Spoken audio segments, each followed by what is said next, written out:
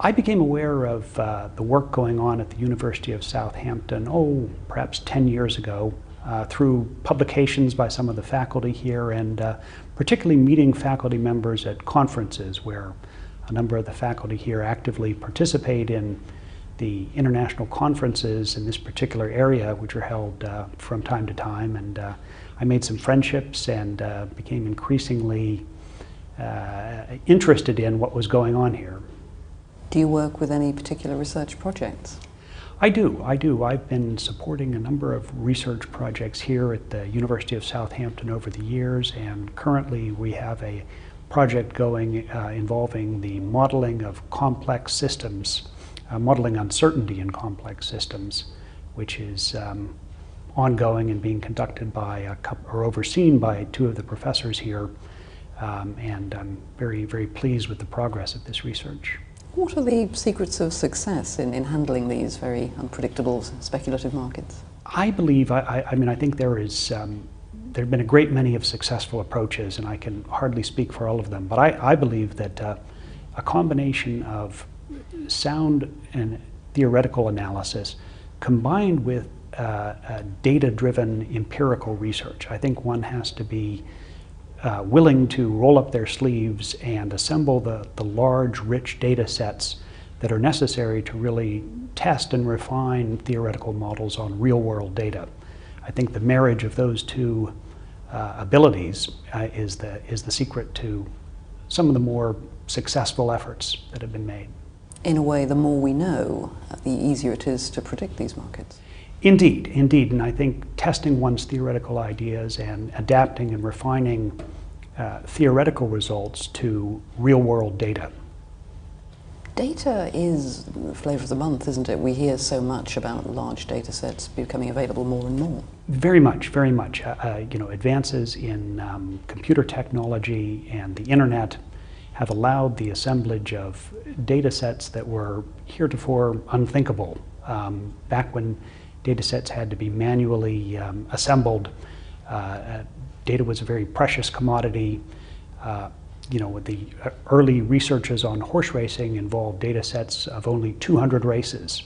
Now 200,000 is a common size for a data set, so it's a whole new world in data-driven research, but the effort can still be considerable to assemble these big data sets, and that's sometimes where I think researchers can get lazy, is in not spending, being happy to work on the theoretical side of the problem, but not willing to undertake the sleeves rolled up efforts to assemble these large, rich data sets, and I think that's essential.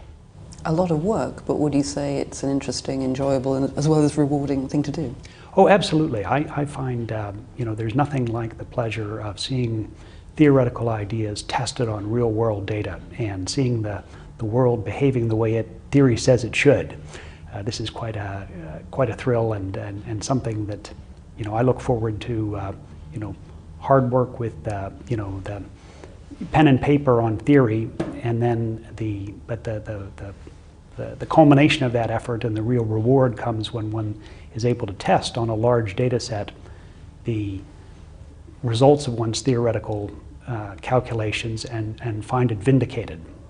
It seems hard to believe that something that sounds so unpredictable, like the results of a horse race, can be predicted if you've got enough data. Yes, indeed. In fact, that's a misconception that certain events which are popularly thought to be random or hard to predict, such as horse racing, is in fact one of the most predictable phenomenon that there is in the sporting world, that the results of a horse race can be predicted with more accuracy and a greater ability to discern winners from losers than in almost any other sport. But it's evidently not easy, or everyone will be doing it. No, it's not easy. I wouldn't say that, and one has to do it accurately enough to overcome and to sort of outperform the ability of the general betting public in the horse racing markets who are effectively doing the same thing through the betting markets. And so you have to make a serious effort at it. But if you do that, it's remarkably predictable. It's one of the surprising successes. And this was really unknown at the time we first undertook this research, how predictable it really would be. and we were pleased to find that it was more predictable than anyone thought. Although that said, the bookies shouldn't be worried too soon. No, I think the bookies are quite capable of protecting themselves and continuing to profit in their business. What kind of research projects do you think PhD students could get involved with here?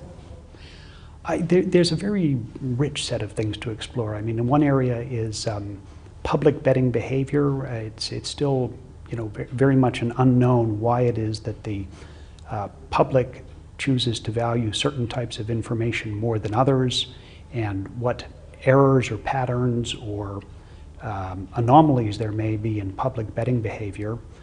I think also the application of more advanced modeling techniques. I mean, statistics with the current availability of advanced computing power, almost unlimited computing power available as it is today at universities like Southampton, that you can undertake statistical techniques and modeling approaches that would have been prohibitively computationally intensive in former times. And so there's methods and approaches that can be used that are really quite exciting.